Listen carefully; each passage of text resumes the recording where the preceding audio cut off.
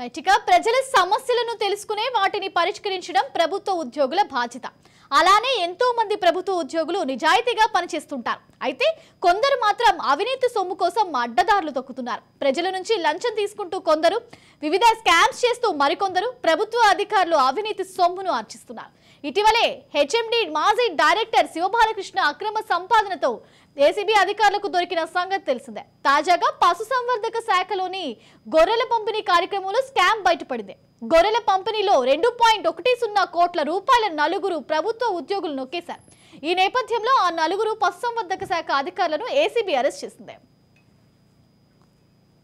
ఇక తెలంగాణలో గొర్రెలను పెంచుకుంటూ జీవనం సాగించే కుటుంబాలకు స్థిరమైన జీవనాధారం కల్పించడం కోసం గత బీఆర్ఎస్ ప్రభుత్వం గొర్రెల పెంపకం అభివృద్ధి పథకాన్ని తీసుకువచ్చింది. 2017 ఏప్రిల్లో ప్రారంభమైన ఈ పథకం కింద ఒక్కో లబ్ధిదారునికి 20 గొర్రెలను, ఒక పొట్టేలను కలిపి ఒక యూనిట్ గా అందజేస్తారు. అయితే ఈ పథకంలో అవకతవకలు జరిగినట్లు ఇటీవలే కాగ్ ఇచ్చిన నివేదికను అసెంబ్లీలో మంత్రి కోమటిరెడ్డి వెంకటరెడ్డి ప్రస్తావించారు. ఈ నేపథ్యంలోనే ఈ కేసును తెలంగాణ అవినీతి నిరోధక శాఖ సీరియస్ గా తీసుకుంది. ఈ స్కామ్ లో ఉన్న అధికారులపై ఉక్కుపాదం మోపుతోంది. ఇప్పటికే గొర్రెల పంపిణీ విషయంలో అధికారులు దర్యాప్తు ముమ్మరం చేశారు. తాజాగా పశుసంవర్ధక శాఖలోని నలుగురు అధికారులను ఏసీబీ అరెస్ట్ చేసింది. పశుసంవర్ధక శాఖ చెందిన అసిస్టెంట్ డైరెక్టర్ ధర్మపురి రవి, రంగారెడ్డి జిల్లా భూగర్భ జల అధికారి రఘుపతి, వయోజన విద్య డిప్యూటీ డైరెక్టర్ గణేష్, మేడ్చల్ పశుసంవర్ధక శాఖ డిప్యూటీ డైరెక్టర్ ఆదిత్య కేశవ సాయిలను ఏసీబీ అదుపులోకి తీసుకున్నారు. ఏసీబీ అధికారులు గొర్రెల పంపిణీలో ఈ నలుగురు అధికారులను ప్రైవేట్ వ్యక్తులతో కలిసి బినామీలుగా ఖాతాలు తెరిచారు.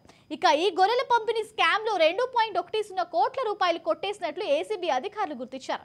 ఈ నలుగురు అధికారులను అదుపులోకి తీసుకుని మరింత సమాచారం రాబట్టే ప్రయత్నం ఏసీబీ అధికారులు చేస్తున్నారు. రైట్, ఓవరాల్ గా ఇదే అంశానికి సంబంధించి మరిన్ని అప్డేట్స్ మా క్రైమ్ బ్యూరో చీఫ్ ఇనారెడ్డి అందిస్తారు. Inareddy, over to you. గమనించవచ్చు, ఈ గొర్రెల స్కామ్ లో ఏసీబీ అధికారులు దూకుడు పెంచారని చెప్పుకోవచ్చు. దీంట్లో ఎవరైతే ప్రభుత్వ అధికారులు ఎవరైతే ఉన్నారో వాళ్ళు చాలా కీలకంగా ఉండి దాదాపుగా 2 కోట్ల రూపాయలకు పైబడి ఈ దీంట్లో వాళ్ళు స్కామ్ చేశారని చెప్పుకొని దీంట్లో నలుగురు అరెస్ట్ చేయడం జరుగుతా ఉంది. దీంట్లో మనం గమనిస్తే పశుసంవర్ధక శాఖ assistant director Ravi, Kamareddy area hospital assistant director Aditya, Raghupathi Reddy, తర్వాత గణేష్, నలుగురు అరెస్ట్ చేశారు. ఈ నలుగురు కూడా అక్రమంగా దాదాపుగా 2.10 కోట్ల రూపాయల స్కామ్ లో పాల్గొని వీళ్ళు డబ్బులు డ్రా చేశారని చెప్తున్న విషయం మీద పక్కా ఎవిడెన్స్ దొరకడంతో వీళ్ళు అరెస్ట్ చేయడం జరుగుతా ఉంది.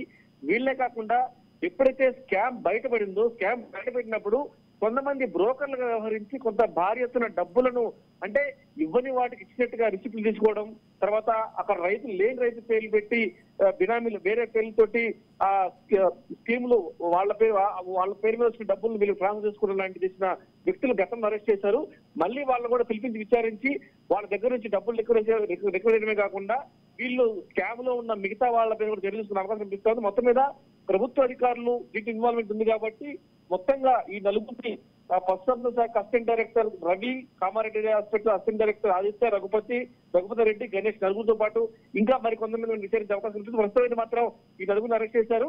ఇంకా చాలా మంది ఎవరైతే ఇన్వాల్వ్మెంట్ అయినారో గతంలో అరెస్ట్ అయ్యి ఇప్పుడు బయట బెయిల్ మీద ఉన్న వాళ్ళని కూడా విచారిస్తే ఇంకా చాలా విషయాలు బయటకు వస్తాయి. దీంట్లో రాజకీయ నాయకుల హస్తం ఉంది, వాళ్ళ సపోర్ట్ తోటే ఈ స్కామ్ అంతా జరిగిందన్న విషయం మీద కూడా ఏసీబీ దృష్టి సారించి పూర్తి స్థాయిలో ఎంక్వైరీ చేస్తా ఉన్నారు. Sravya. Right, thank you Inareddy.